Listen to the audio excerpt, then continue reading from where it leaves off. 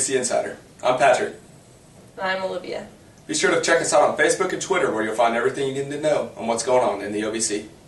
Our feature story this week is about the OVC Student Athletic Advisory Committee. We have a special guest, Jennifer Gibbs, here to tell us about what happened this past weekend in Brentwood. Sure, we had a great time, about a day and a half of meetings with roughly 18 student athletes from across the league, and just talked about a lot of different topics that pertain to the student athlete.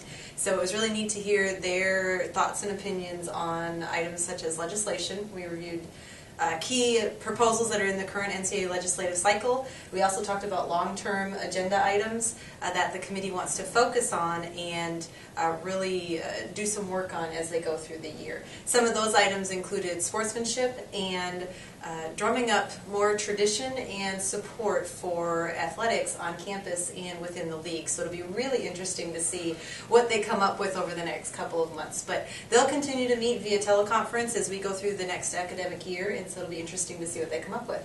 Great, great. We also spoke to some of the student athletes to see what they had to say about the meetings. SAC it's a student-led organization, so it's an opportunity for the actual students, student athletes on campus to get together and discuss the issues that we have, the problems that we have, the concerns that we have, and even some of the praises that we have, things that are going well. And OVC SAC is a great way to take those concerns that we have specifically on a campus to the conference setting so that we can discuss, maybe get feedback from other schools, see if maybe we have some of the same problems, issues that are going on, and we can talk about it and try to find solutions to them so we can all have a better student-athlete experience.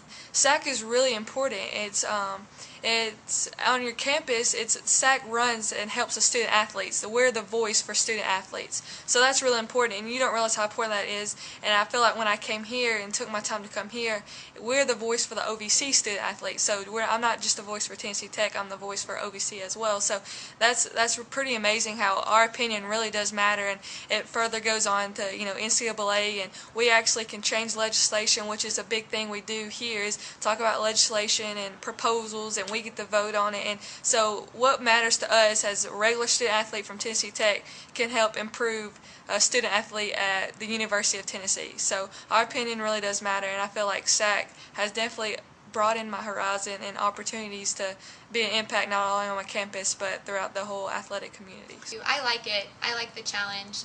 I'm always up for something new, and I consider SAC a big responsibility, and it gets a lot of things done. So being the president, being the chair, now I have a bigger voice for all student athletes from every conference. So yeah, definitely. I think that's probably the biggest thing, is to be able to get my voice out, not just for Austin P, but for every single university in our conference.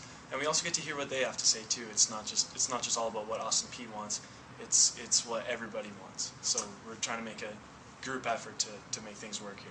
Now in volleyball news, Morehead State is currently undefeated in the OVC, winning the last 21 games out of 22. They'll look to continue the streak against SIUE and Eastern Illinois this weekend. And with this strong competitive side of Morehead State, it's no surprise that some of their players got Player of the Week this week. Here's a look at our Players of the Week. Our Defensive Player of the Week goes to Casey Ellswick again.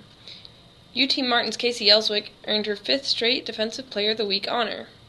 Ellswick set UT Martin's all-time dig record with 46 in 4 sets against Eastern Kentucky. Entering the week, she ranked 2nd nationally in the digs per set. But our offensive and setter awards goes to Morehead State players Ellie Roberson and Caitlin Clark. Players and coaches from Morehead State were interviewed after their last game against UT Martin. We're excited about the win, to start off the conference season with 4 home matches against 4 very strong teams, and to get out of there with 4 wins is quite an accomplishment. We're excited about that. Now we've got to go out and prove it on the road. It's about defending your home court and then going out and trying to pick some people off. And we're going to have a long one next weekend down at Southern Illinois, Eastern Illinois, and then down at Tennessee State. I think I did well, but it comes from a pass and a set. You don't do it by yourself. So I was just really impressed with our defense and even our blocking. Just things like that helped me be able to produce 19 kills. And Ellie, just a follow-up question. What does it mean to be able to win this in straight sets? What does that do for you guys to have a quick match and a good win like that? Well, we were looking at UT Martin as the number 2 seed, and so to come out and just beat them in 3 just shows that we're playing strong and playing well, and we just hope to continue this. Cross-country runners of the week both go to Southeast Missouri.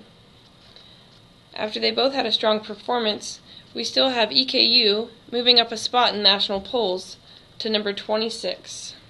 Our featured soccer player of the week goes to our offensive player, Aaron Schulman from Southeast Missouri. Schulman scored 2 second-half goals in Southeast Missouri's league opener against Austin Peay to snap a 1-1 tie. In the win over Murray State, Schulman added a second goal of the match. She leads the team with 8 goals and 16 points. The Red Hawks are 6-0 when she scores at least 1 goal. Featured golfer of the week goes to female golfer Lauren Bond of Austin Peay. Bond carded rounds of 83 and 79 to finish at 162 and take home 5th place honors at the SIUE Intercollegiate presented by Doubletree.